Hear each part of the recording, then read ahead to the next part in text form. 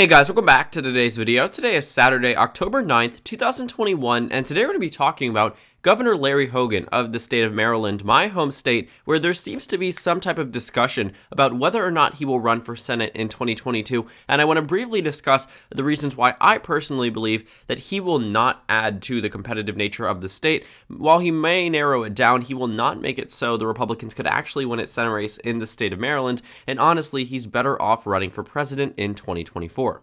Considering the state of Maryland's strong Democratic history, I want to explore how Larry Hogan won in the first place, why that might be bringing up this discussion about a potential competitive Senate race for 2022, and how this can be sort of just really disregarded as something that is entirely different from a governor election. Because governor elections are much more on the state and localized level for obvious reason. They don't really have that many national implications, but when it comes down to Senate elections and House elections, there certainly are many national implications. But then again, Larry Hogan, beyond the governor level, also has a history of making certain congressional races competitive. For instance, in Steny Hoyer's district, Maryland's 5th congressional district, my home district, Larry Hogan ran in this district and came within around 10 points of winning that race. It was the narrowest that it had ever been for a Republican versus a Democrat, and of course he went on to run for governor and won, but the point being that sometimes he can even take the most powerful Democrats and bring them down to a narrower victory than what they were used to. But then again, a 10-point victory for Democrats is nothing to scoff at. But we can take a look at this Washington Examiner article that was written, and not many media companies are picking up on this comment that Larry Hogan had made, but it absolutely makes sense that he's not ruling it out. You see, what many governors have decided to do for 2022, for instance, Governor Doug Ducey from the state of Arizona, which is arguably a much more competitive state than the state of Maryland. Even though he has President Trump attacking him, Larry Hogan does as well. But the comment that was made from Doug Ducey was that he is more focused on serving out his final term as governor than he is on the Senate election. And that's exactly what Larry Hogan could have said if he was not at all considering a run for future office. I think that he might be more inclined to run for president in 2024 because he could find a way to put himself in the anti-Trump column against President Trump. But that is something that will be entirely circumstantial, whether or not President Trump decides to run. But pretty much, I think that Larry Hogan is better fit for 2024 than he is for 2022, but I don't think he will win either. But instead of making this comment, the same one that Doug Ducey made and many other governors have been inclined to do, just to avoid any type of opposition research, avoid their image in terms of the public going down, Larry Hogan is a popular governor. He has remained his popularity since 2014 across the state's very diverse electorate. You have very Democratic groups saying that they approve of Larry Hogan. You have very Republican groups saying the same exact thing. As of right now, Larry Hogan has been vilified by President Trump. He has lost a lot of support amongst the Maryland GOP, but he's probably not going to worry much about that because he is truly their only strong candidate for 2022, even if that doesn't mean that he can do well in that Senate race. But the comment that was made, the thing that I meant to point out earlier on in the video than I am now, is that he says, we've got a long time to figure that out. With questioned about whether or not he's going to be running in 2022. A long time to figure that out. That is not a comment that is easily made by someone who isn't considering this at all. A long time actually isn't that true. He needs to declare whether or not he's going to run in time for the primary, and I'm sure he would get a huge influx of Republican support in that primary if he was to announce even a month before, but he needs to start thinking about that. A long time is not true for 2022. People have already announced their bids for governor. People have already announced their bids for Senate. Every single Senate candidate on the incumbent side has announced their candidacy except for a handful. You're talking about Patrick Leahy, Ron Johnson, Lisa Murkowski, and maybe you could consider John Thune, who hasn't officially declared his bid for re-election. But beyond that, you have heard from every other senator in this race, including Chris Van Hollen. So on the Republican side, there don't seem to be too many strong candidates. You have Kim Klacik and Larry Hogan. Andy Harris, as the incumbent representative from the 1st District, is running for re-election. He is going to be solid in that district, mainly because Democrats need to draw one Republican district, and they always give it to Andy Harris. But I don't mean to say they have to. They definitely could draw an 8-0 map. But again, that is just a question of whether or not they will do that. More than likely they will not because they've had opportunities to do so in the past. Larry Hogan and Kim Klacik are completely different. Kim Klacik is a failed candidate when it comes down to individual elections. She ran for representative in the 7th District. She is not a notable name within the Maryland Republican Party, even though she may have risen to sudden popularity during the 2020 election. Larry Hogan, however, has a strong electoral history behind his name, and I want to show you exactly why Republicans think that he might be able to make this race competitive. So, in the state of Maryland, Larry Hogan received 52% of the vote to Anthony Brown's 47%. Now, the reason why this was so monumental is because Maryland in 2012 voted for President Obama by a very, very large margin. Barack Obama won the state of Maryland by 26.1%. And then all of a sudden, 2 years later, it goes red on the statewide level. This was primarily because the Republican Party was surging to popularity across the United States. They won a governor election in Massachusetts. They won one in Illinois. They picked up the state of Arkansas. The point is that Republicans were dominating across the United States. They held on to Florida. They held on to Ohio. They held on to Michigan, Wisconsin, Iowa, Nevada, all states, New Mexico, all states that voted for Obama by sometimes pretty large margins, sometimes very large margins. The state of Maine was won by Paul LePage, someone who was largely viewed as, in now today's age, Donald Trump's, replica, or more so, he was the Trump before Donald Trump. That's what he owned. That's the way he describes himself. So Paul LePage up in Maine. You had Rick Snyder in Michigan, Scott Walker in Wisconsin, who actually faced a recall election in 2012. You have, other candidates across a number of these races that are winning by absolutely insane margins. And Maryland and Massachusetts come around and end up going red, and it's just national news because Maryland never really goes red. Chris Van Hollen in 2016 didn't really face too much opposition. Let's go back and take a look at that. This is, again, something that may be another reason why Republicans think Larry Hogan will be a strong candidate. Amongst those declared, Kathy Gila, I think that's how you say her name, Ziliga, was the state delegate and House Minority Whip. She was not the governor. She was not the lieutenant governor, and she had not made other normally safe Democratic races competitive in the past. In 2022, the Democratic Party is going to be up against a governor who won 2 years after Obama absolutely destroyed Mitt Romney in the state of Maryland, in addition to the fact that he is popular to this day.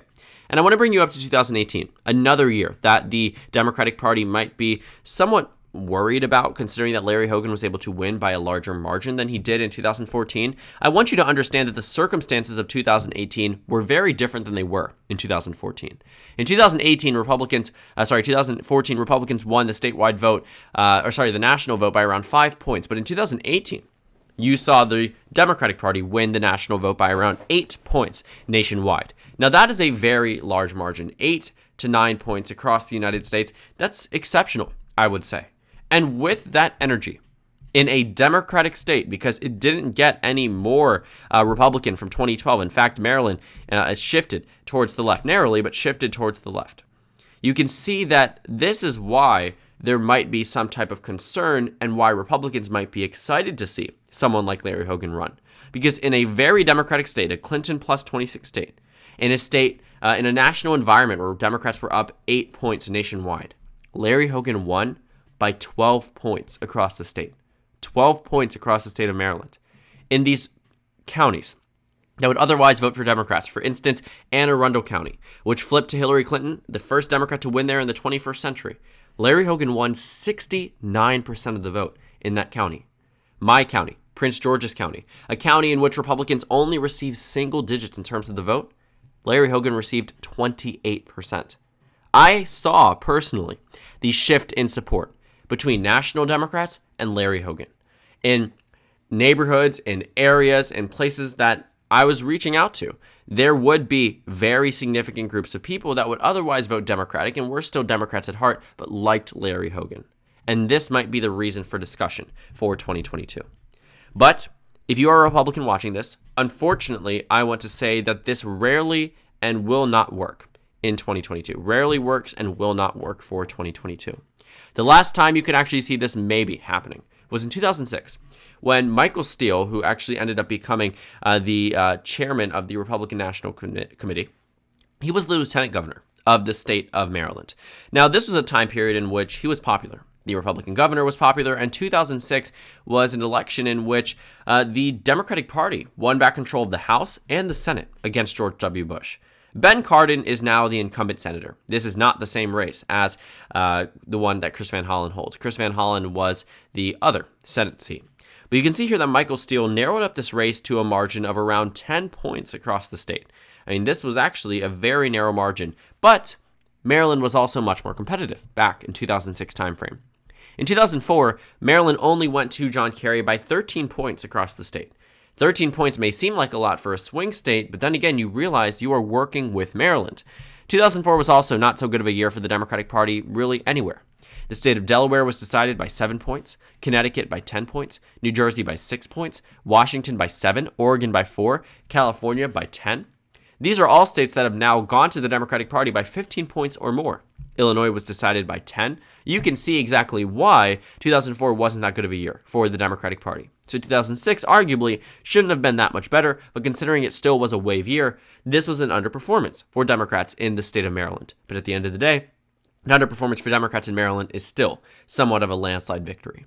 So for 2022, I really just don't expect Larry Hogan to do too well considering the state's previous electoral history. Joe Biden, in fact, won the state of Maryland by the largest margin we've seen a Democrat win Maryland in decades. He was able to move over a number of counties. You can see here that if we compare to, I don't think we could find 2016. Maybe we can work our way up there. Let's go to 2012 and then see if they can bring us to the 2012 elections and then fast forward to 2016 or 2012 elections, and then we can go to the presidential election. I love Wikipedia for this because you can get in and out really quickly. But you can take a look at the state of Maryland. Let's go ahead and click on it. And you can see that these counties over here, these two in specific, let's compare it to 2020. You have Kent County, which voted for Joe Biden, and you have Talbot County, which voted for Joe Biden. Now, if we want to go back to the results by county, you can see that in Kent County, Donald Trump received 49% of the vote to 46% of the vote. So Hillary Clinton just didn't do enough in order to flip that county. But keep in mind, she also had the largest margin of victory for a Democrat in quite some time. And then Talbot County, Donald Trump won there by 10 points, while in 2020, Joe Biden was able to flip those voters back into his column. So all around here in the state of Maryland, you see that Joe Biden won by over 30 points. And when you point to 2022, it's not going to be competitive. I really just don't think you can compare governor elections to Senate elections. Ask Steve Bullock. He is a perfect example of someone who won under Donald Trump. As a Democrat who won in 2016, won re-election on the same ballot, Donald Trump obliterated Hillary Clinton in the state of Montana, and yet in 2020, he loses by 10 points across the state. I am not denying that Larry Hogan could make it closer than it was. He did so in a House election. He did so by winning the governorships. But the Senate election is completely different. The balance of power is very sacred to the Democratic Party, and they would not jeopardize it for anyone. It doesn't matter how much Maryland Democrats like Larry Hogan. At the end of the day, they are going to realize that they cannot have a Republican in this seat, because what it would do would shift partisan control. Because you could see Democrats possibly hold on to what they have right now, meaning they hold on to Georgia and hold on to New Hampshire. Even though I personally expect them to go to the GOP as of now, they could still go to the Democratic Party, without a doubt. They're within a very reasonable margin. And Democrats could potentially, let's say, for instance, hold on to Arizona and Nevada, two states that I expect them to fight very difficult races for. Or let's say, for instance, the Republican Party gets lucky. They run Chris Sununu in New Hampshire the same way Democrats would be fighting off a governor in Maryland in this case. And then you would see Democrats maybe pick up a state such as Pennsylvania because Pat Toomey is retiring. There's no enthusiasm for the GOP, X, Y, and Z. Who knows what happens? Let's say that is the circumstance.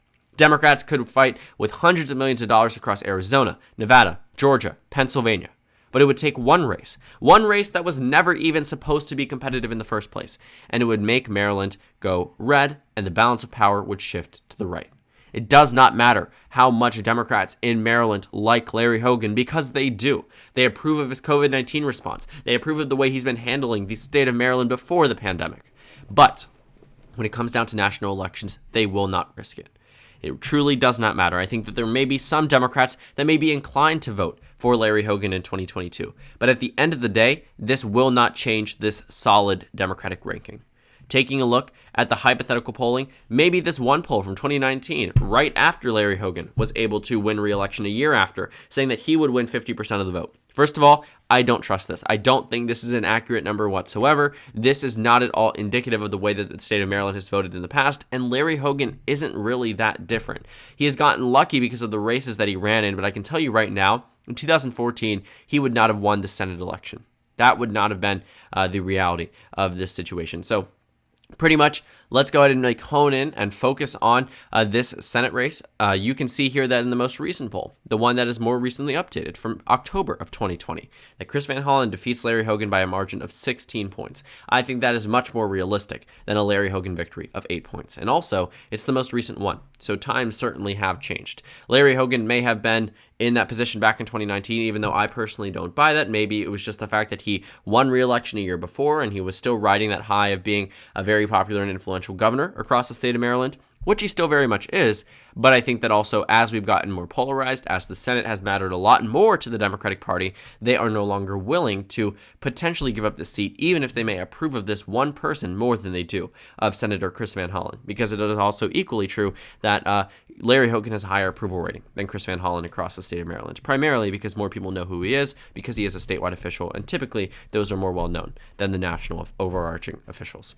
So overall, main summary so far, pretty much Larry Hogan probably should not run in this race. It is going to be a waste of money. It is not going to put him at a better shot for 2024. I think that at the end of the day, if he was to focus a lot of his energy, he would do it for 2024. It would be an election that could actually see Larry Hogan challenging something in the Republican primary. And while he probably will still be unsuccessful, at the end of the day, he is more poised to run for presidential office than he is for Senate office. And I'm not saying that because I think he is more experienced for the presidential level. I just think because of his national quarrels with President Trump, because of this national attention he has been receiving because of President Trump, that he is becoming a more nationally known figure than he is someone who can actually win this Senate race in the state of Maryland. But then again, I think that neither of them are going to be likely outcomes, either a Republican victory in the Senate election or Larry Hogan victory in the primary. But I do think that if he was to focus on anything, the presidential election is much better of an opportunity for him, especially to have that type of support from maybe the never Trump Republicans that still seem to be somewhat present in the state of, in the national level on the Republican side, but can't seem to find a voice. And they may find it in Larry Hogan. So thank you guys so much for watching this video. Make sure to comment down suggestions below. Subscribe on the left if you haven't already, and check out the Instagram and Twitter. At the bottom left of the screen, there's also a Discord server for you to go ahead and join. On the screen, there's a video you can watch, and then a playlist for my 2022 Senate election analysis videos. Again, thank you guys so much for watching, and I will see you all tomorrow.